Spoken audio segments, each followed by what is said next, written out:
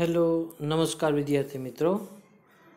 हमने सेम 1 तक का अभ्यास है वो पूर्ण कर लिया है और उसके बाद हमने वो सारे चैप्टर्स के क्वेश्चन आंसर भी लिख लिए, यानी कि एग्ज़ाम भी हुई थी हमारी। तो सब कुछ सही सही है, मार्क भी अच्छे मिलेंगे।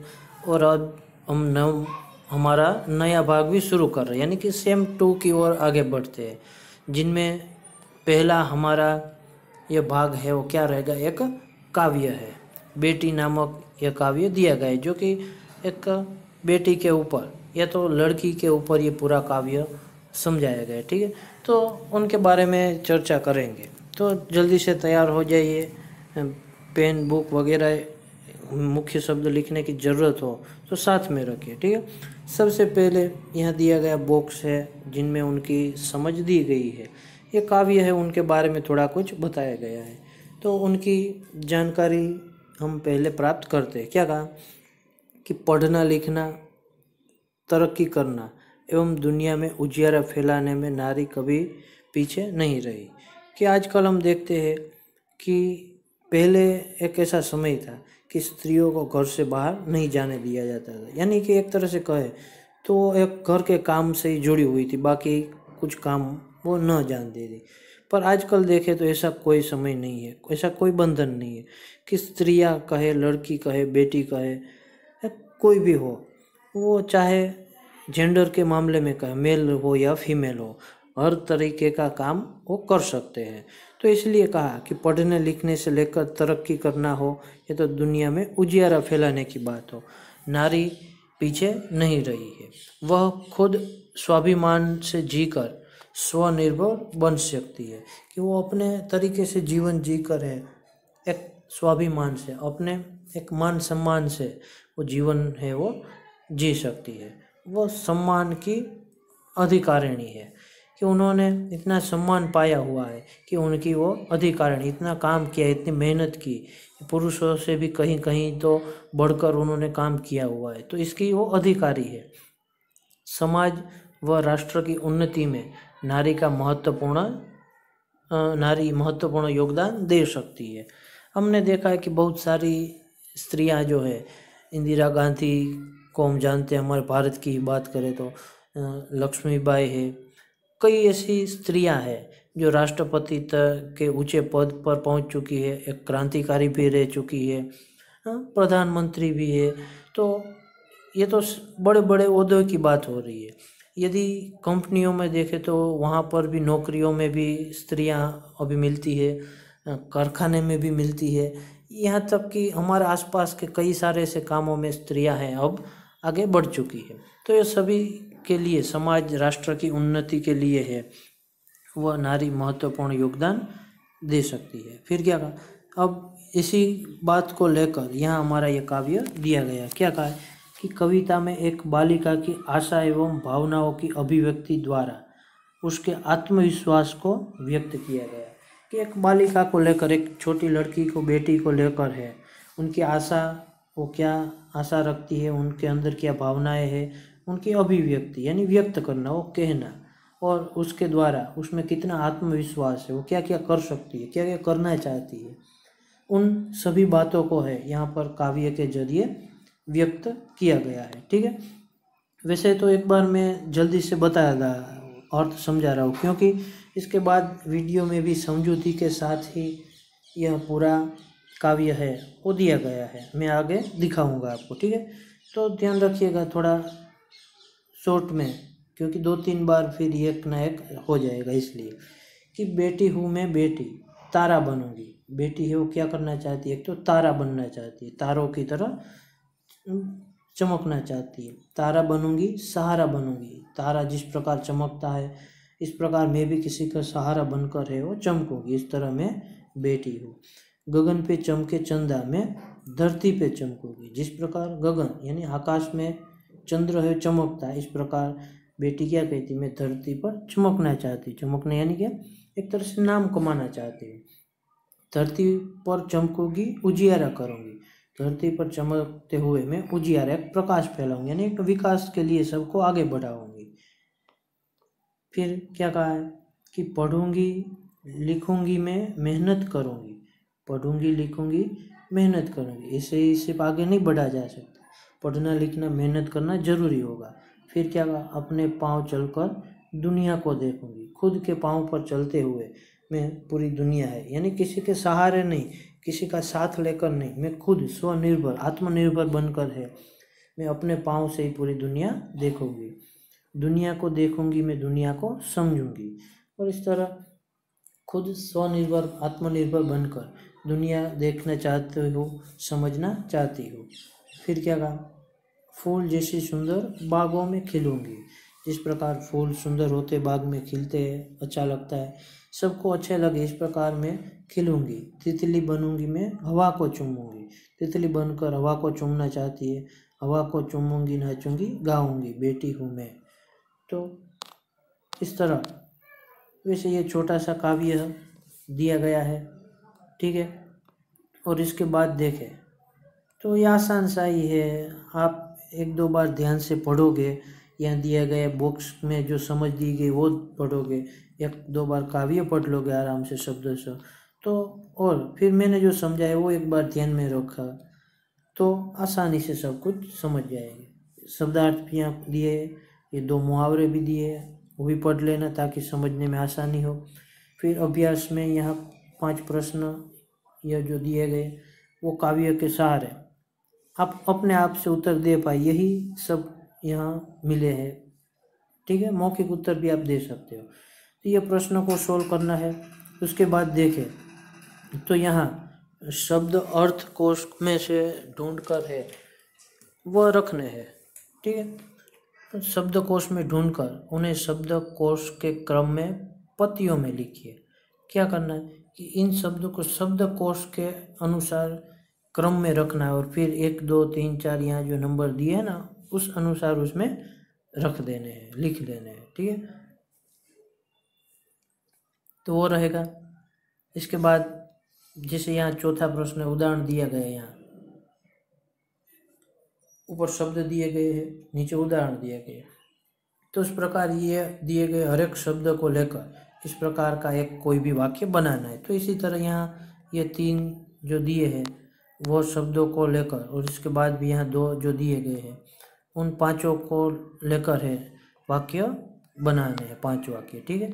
फिर स्वाध्याय कि ये पहला प्रश्न है, उनमें 4 प्रश्नों के उत्तर।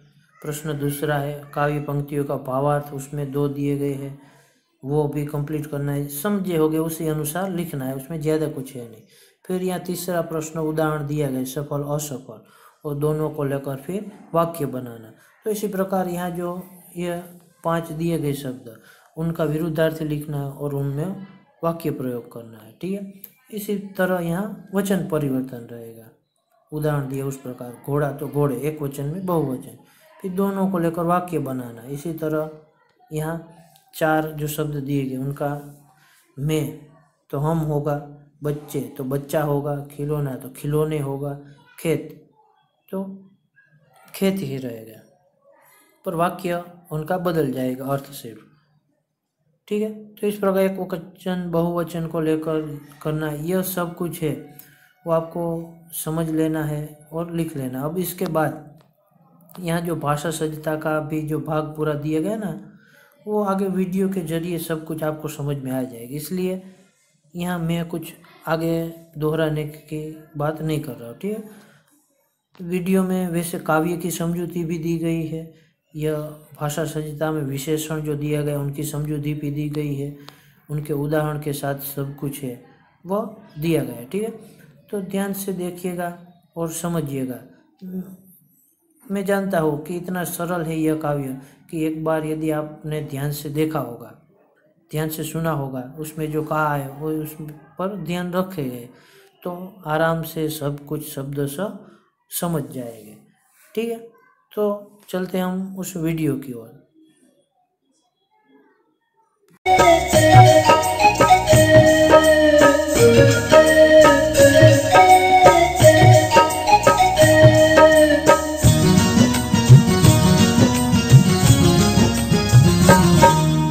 बेटी हूँ मैं बेटी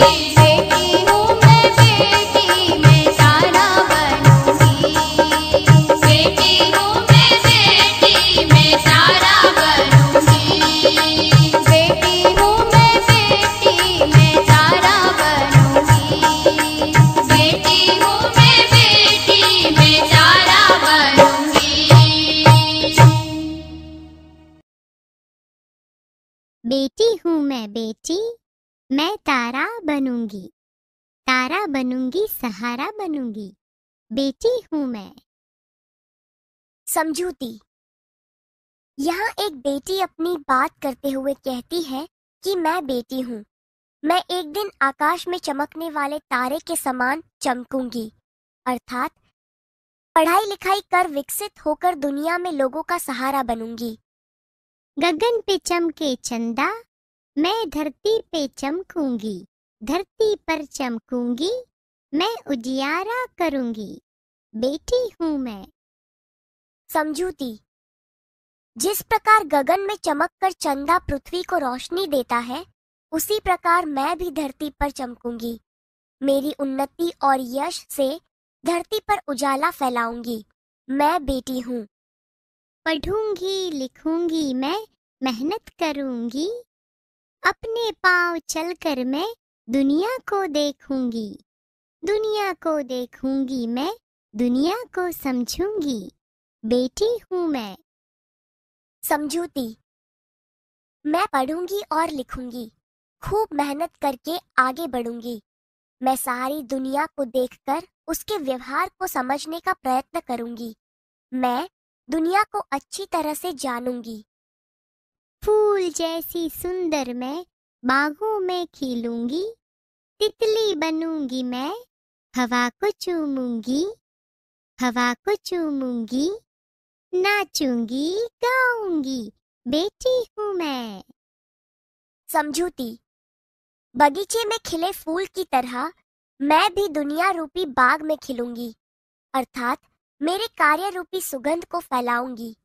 जैसे तितली हवा में उड़ती है, उसी प्रकार मैं भी प्रगति करती हुई अपने लक्ष्य को पार करूंगी। मैं जीवन में विकसित होकर उच्च स्थान प्राप्त करूंगी। मैं खुशी से नाचूंगी और गीत गुनगुनाऊंगी। मैं एक बेटी हूँ। बाल दोस्तों, आइए इन वाक्यों का अभ्यास करें। इन वाक्यों को ध्यान से सुनिए। भाषा सज्जता। निम्नलिखित वाक्यों को ध्यान से पढ़िए और सुनिए। 1. मनाली साहसी बालिका थी। 2. बगीचे में सुंदर फूल खिले थे। 3. भारत ने श्रीलंका को 3 विकेट से हराया। 4. बाल्टी में थोड़ा सा पानी है। 5. वह आदमी जा रहा था।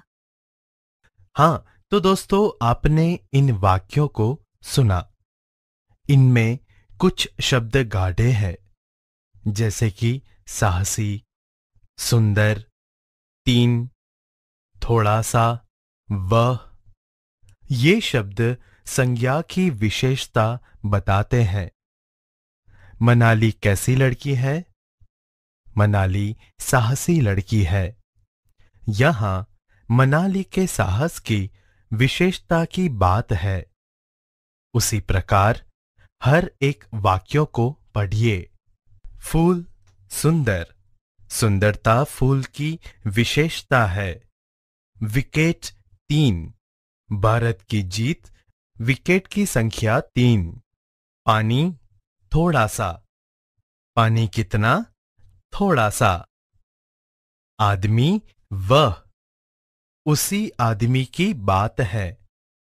अर्थात जो शब्द संज्ञा की विशेषता बताते हैं, उन्हें विशेषण कहा जाता है। आज हम विशेषण के प्रकार के बारे में जानेंगे। विद्यार्थी मित्रों, हमने विशेषण के बारे में जाना। अब इन वाक्यों को पढ़िए। निम्नलिखित वाक्यों को पढ़िए। 1. हमारे देश में ईमानदार लोग ज्यादा हैं। 2.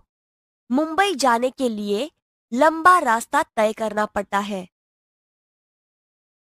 3. कौवे का रंग काला होता है। 4. खरगोश का शरीर मुलायम होता है। 5. शरीर के साथ मन स्वस्थ रखना जरूरी है। 6. भारतीय संस्कृति विश्व में प्रसिद्ध है। 7. पानी गंधहीन होता है। 8. पूर्व दिशा में सूर्योदय होता है। इन वाक्यों में रेखांकित शब्द विशेषता बताने वाले शब्द हैं। यह वाक्य में प्रयुक्त संज्ञा की विशेषता बताते हैं। इन शब्दों का अभ्यास करें तो ईमानदार संज्ञा के गुण दोष बताता है। लंबा आकार या अंतर बताता है। काला रंग या रूप बताता है। मुलायम स्पर्श बताता है। स्वस्थ दशा या अवस्था बताता है। भारतीय स्थान देश काल बताता है। गंधहीन स्वाद या गंध बताता है। पूर्व दिशा को दर्शाता है। अर्थात जिस शब्द से संज्ञा के गुण दोष आकार रंग रूप स्पर्श दशा अवस्था स्थान देश काल स्वाद गंध और दिशा का बोध होता हो उसे गुणवाचक विशेषण कहते हैं। इतना जानिए, गुणवाचक विशेषण संज्ञा या सर्वनाम शब्दों की निम्नलिखित विशेषताओं का बोध कराता है। 1. गुण दोष ईमानदार बुद्धिमान चतुर योग्य अच्छा बुरा बेईमान दुष्ट क्रूर आलसी अयोग्य पापी आदि। 2. आकार गोल चौड़ा लंबा पतला छोटा मोटा वर्गाकार तिकोना आदि। 3. रंग रूप सफेद काला पीला सांवला गोरा मैला चमकीला आदि। 4. स्पर्श कोमल कठोर खुरदरा चिकना मुलायम आदि। 5. दशा अवस्था स्वस्थ कमजोर बीमार दुर्बल रोगी बूढ़ा युवा आदि। 6. स्थान देशकाल ग्रामीण प्राचीन भारतीय शहरी जापानी पंजाबी आदि। 7. स्वाद गंध मीठा खट्टा चटपटा कड़वा फीका तीखा आदि। 8. दिशा पूर्व पश्चिम उत्तर दक्षिण आदि। मित्रों, अब इन वाक्यों को ध्यान से पढ़िए और सुनिए। निम्नलिखित वाक्यों को पढ़िए। 1. प्रयाग 3 नदियों का संगम स्थान है। 2. आज केवल आधा लीटर दूध चाहिए। 3. गौरव तीसरी कक्षा में पढ़ता है। 4. सचिन वनडे में दोहरा शतक लगा चुके हैं। 5. हमारे देश की चारों दिशा रक्षित है। यहां हर एक वाक्य में किसी न किसी संख्या का बोध होता है। जैसे कि नदियां 3 जो संख्या दर्शाता है। दूध आधा लीटर जो मात्रा दर्शाता है। कक्षा तीसरी जो क्रम दर्शाता है। शतक दोहरा जो आवृत्ति दर्शाता है। दिशा चारों जो समूह दर्शाता है। इससे वह पता चलता है कि जो शब्द वस्तु की निश्चित संख्या का बोध करते हैं उसे निश्चित संख्यावाचक विशेषण कहते हैं। विद्यार्थी मित्रों, इन वाक्यों को पढ़िए। निम्नलिखित वाक्यों को पढ़िए। 1. कई लोग नर्मदा की परिक्रमा करते हैं। 2. कुछ लोगों ने पर्यावरण बचाने का बीड़ा उठाया है। 3. ज्यादा लोग बैठने से नाव उलट गई। इन वाक्यों में आपने देखा कि रेखांकित शब्द संख्या का बोध करता है, किंतु संख्या निश्चित पता नहीं चलती। अतः जिन शब्दों से वस्तु की निश्चित संख्या का बोध न हो, उसे अनिश्चित संख्यावाचक विशेषण कहते हैं। इतना जानिए। निश्चित संख्यावाचक विशेषण के कुछ अन्य भेद इस प्रकार से हैं। 1. पूर्णांक बोधक। 1, 3, 9, 1000 आदि। 2. अपूर्णांक बोधक। आधा, पाव, डेढ़, पौना, ढाई आदि। 3. क्रमवाचक। पहला, दूसरा, तीसरा, चौथा आदि। 4. आवृत्तिवाचक। दुगुना, चौगुना, इखरा, दुहरा आदि। 5. समूहवाचक। दोनों, तीनों, चारों आदि।